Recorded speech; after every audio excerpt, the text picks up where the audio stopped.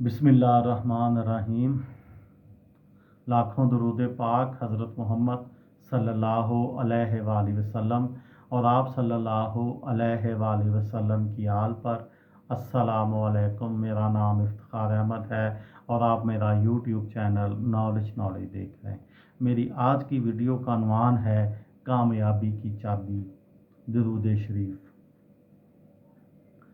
आप परेशान हैं, आपने लोगों का कर्ज देना है, आप बीमार हैं, एक अमल करें, सिर्फ एक अमल, दरूद पाक की कसरत करें। दरूद पाक के 10 फ़ायदे हैं।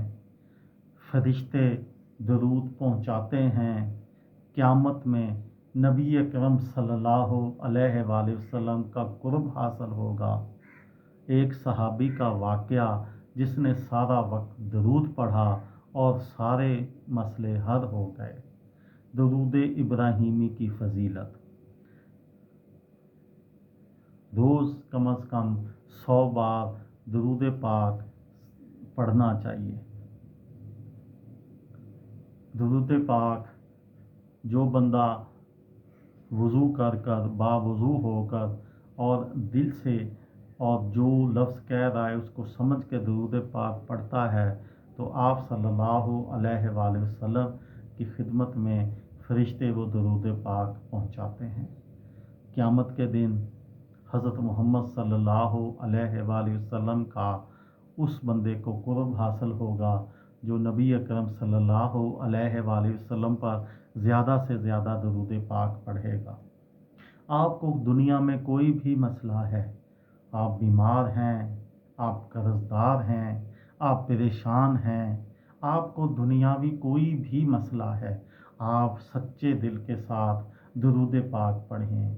आप एक टारगेट बना लें कि मैंने रोज़ाना 10 दफ़ा, 20 दफ़ा, 100 दफ़ा, 1000 दफ़ा, जितना भी आपके पास टाइम हो, लेकिन पाबंदी करें और रोज़ाना मुकर्ररा तादाद में दरूद पाक पढ़ें तो आप देखिएगा कि आपकी ज़िंदगियों से परेशानियां, फ़िक्रें, बीमारियां और मुस्तक़बिल की परेशानियां ये सब निकल जाएंगी।